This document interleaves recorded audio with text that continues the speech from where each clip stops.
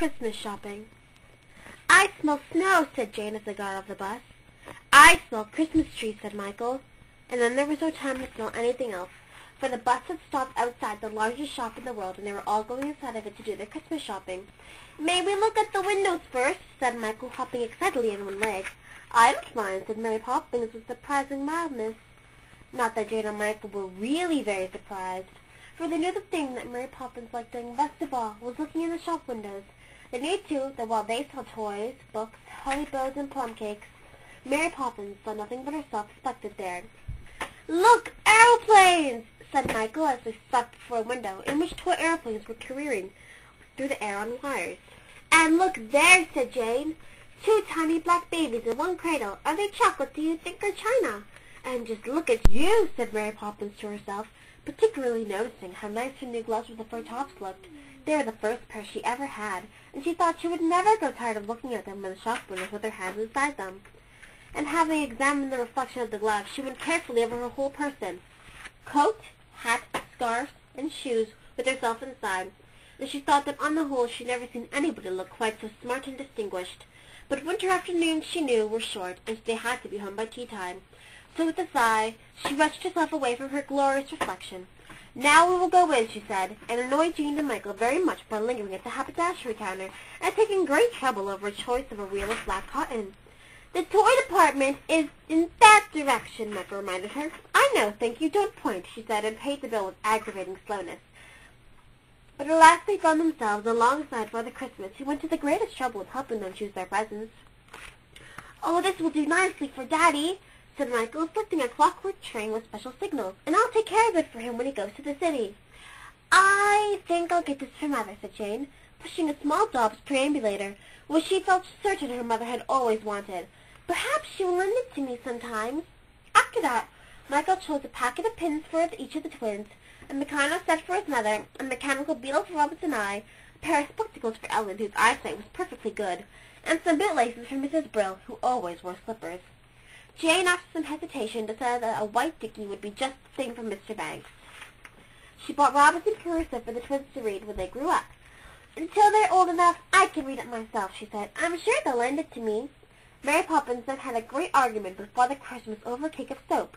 "Why not Lifebuoy?" said Father Christmas, trying to be helpful and looking anxiously at Mary Poppins, for she was being rather snappy.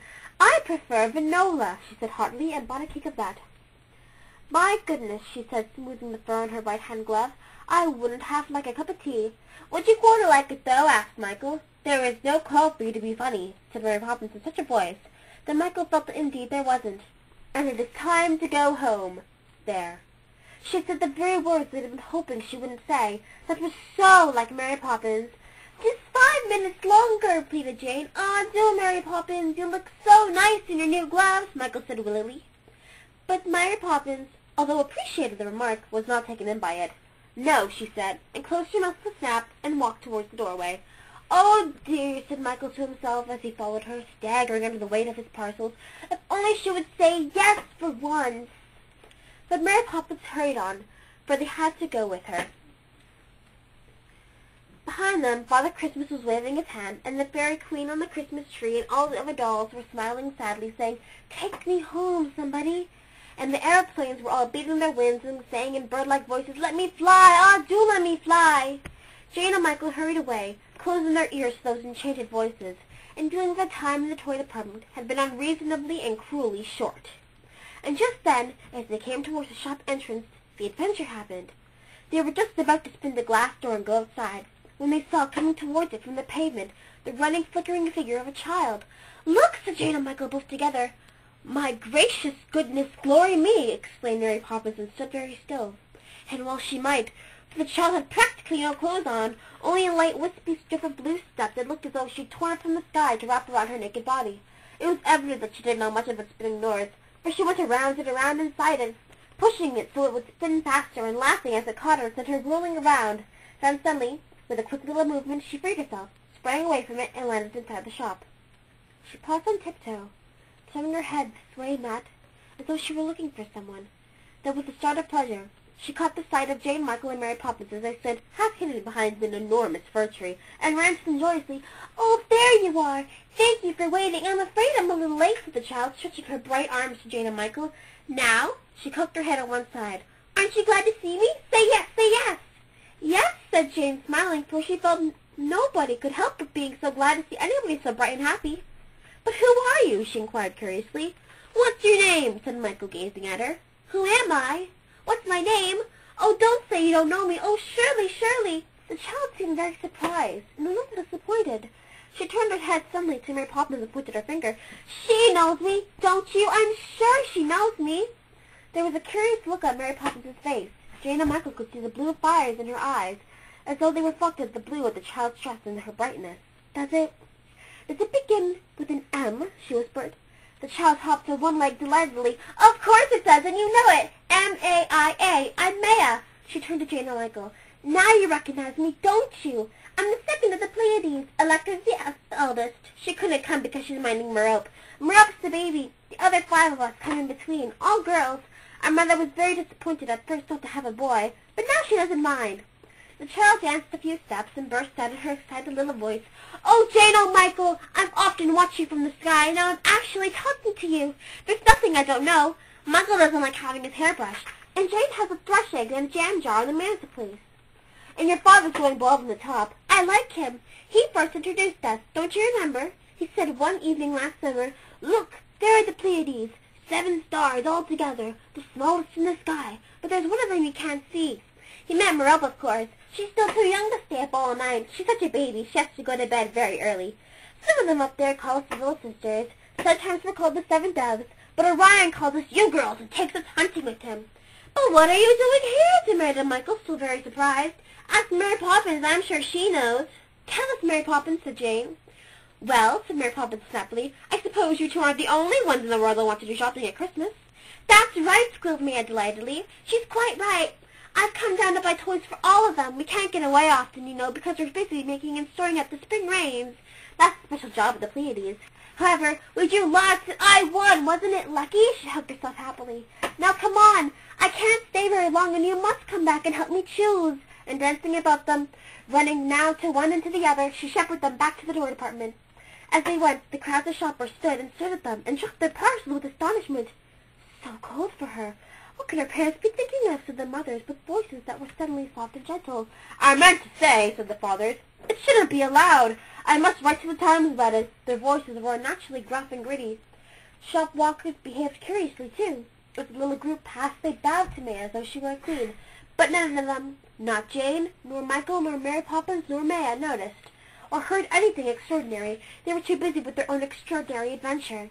"Here we are," said Maya, as she pranced into the toy department. "Now, what shall we choose?"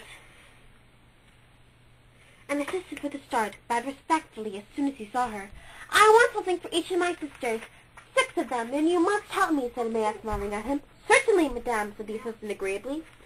"First, my eldest sister. She's very domestic. What about that little stove with the silver saucepans? Yes, and that striped broom we're so troubled with stardust. She'll love having enough to sweep up with." The assistant began wrapping things in colored paper. "Now for Taggart. She likes dancing, don't you think, Jane? A skipping rope would be just the thing for her. You'll tie them carefully, won't you?" she said to the assistant. "I have a long way to go." She fluttered among the toys, never standing still for a moment, but walking with a light, quick silver step, as though she were still twinkling in the sky. Jane, Michael, and Mary Poppins could not take her eyes off her as she flickered from one of them to the other, asking their advice. "There's Alice alone. She's so difficult. She's so quiet and thoughtful, and never seems to want anything. A book, do you think, Mary Poppins? What is this family? The Swiss Robinsons?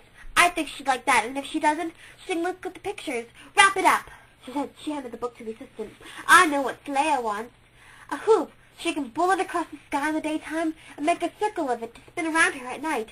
She'll love that red and blue one." The assistant bowed again and began to wrap up the hoop. "Now, there are only the 2 little ones left. Michael, what would you advise for Sirope?"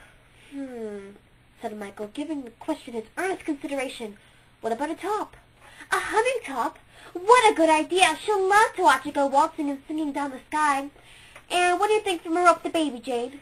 "John and Barbara have rubber ducks," she said shyly. Maya gave a delighted squeak and hugged herself. "Oh, Jane, how wise you are! I should have never thought of that. A rubber duck from a rope, please. A blue one with yellow eyes." The assistant tied up the parcels while Maya ran around him, pushing at the paper, giving a tug to the string to make sure it was firmly knotted. "That's right," she said. "You see, I mustn't drop anything." Michael, who had been staring steadily at her ever since she first appeared, said in a loud whisper to Mary Poppins, "But she has no purse. Who will pay for the toys?" "None of your business," snapped Mary Poppins, "and it's rude to whisper." But she began to fumble busily in her own pocket. "What did you say?" demanded Maya with round, surprised eyes. "Pay? Nobody will pay. There's nothing to pay." "Is there?" She turned her shining gaze to the assistant. "Nothing at all, ma'am," he assured her, as he put the parcels in her arms and bowed again. "I thought not. You see," she said, turning to Michael, "the whole point of Christmas is that things should be given away, isn't it? Besides, what could I pay with? We haven't any money up there." And she laughed at the mere suggestion of such a thing. "Now we must go," she went on, taking Michael's arm. "We all must go home. It's very late, and I heard your mother telling you that you must be home in time for tea. Besides, I must get back too. Come!" And drawing Jane, Michael, and Mary Poppins after her, she led the way through the shop and out by the spinning door. Outside the entrance, Jane suddenly said, "But there's no present for her. She's bought something for all the others and nothing for herself. Maya has no Christmas present." She began to search hurriedly for the parcels she was carrying to see what she could spare for Maya. Mary Poppins gave a quick glance into the window beside her. She saw herself shining back at her, very smart, very interesting, her hat on straight, her coat tightly pressed, and her gloves. She completed the whole effect. "You be quiet," she said to Jane in her snappiest voice. At the same time, she whipped off her new gloves and thrust one of them onto each of Maya's hands. "There," she said, "it's cold today. You'll be glad of them." Maya looked at the gloves, hanging very large and almost empty on her hands. She said nothing, but moving close to Mary Poppins, she reached up with her spare arm, put it around her neck, and gave her a kiss. A long look passed between them, and they smiled as people who smile that understand each other. Maya turned to them, and with her hand lightly touched the cheeks of Jane and Michael. For a moment they all stood in a ring at the windy corner, gazing at each other as though they were enchanted. "I've been so happy," said Maya softly, breaking the silence. "Don't forget me, will you?" They shook their heads. "Goodbye, Maya." "Goodbye," she said back, although it was the last thing anybody wanted to say. Then Maya, standing poised on tiptoe, lifted up her arms and sprang into the air. She began to walk up it, step by step, climbing ever higher as though there were invisible stairs that cut into the gray sky. She waved to them as she went, and the three of them waved back. "What on earth is happening?" said somebody close by. "But it's not possible," said another voice. "Preposterous," cried a third. A crowd was gathering to witness the extraordinary sight of Maya returning home. A policeman pushed his way through the throng, scattering people with his truncheon. Now, what's all this, an accident or what?" He looked up, his gaze following that rest of the crowd. "Here," he called angrily, shaking his fist at Maya. "Come down! What you doing up there, holding up traffic and all? Come down! We can't have this kind of thing, not in a public place. 'Tisn't natural."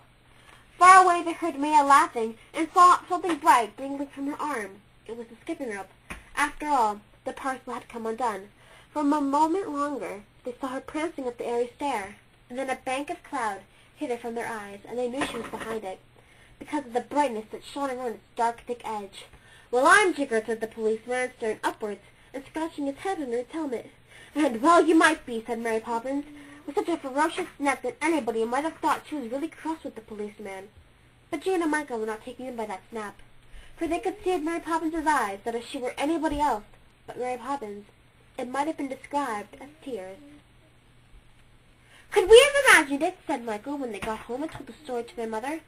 "Perhaps," said Mrs. Banks. "We imagine strange and lovely things, my darling." "But what about Mary Poppins's gloves?" said Jane. "We saw her give them away to Maya, and she's not wearing them now, so it must be true." "What, Mary Poppins? Your best fur-top gloves? You gave them away?" Mary Poppins sniffed. "My gloves are my gloves, and I do with them what I like," she said haughtily. She straightened her hat and went down to the kitchen to have her tea. The end.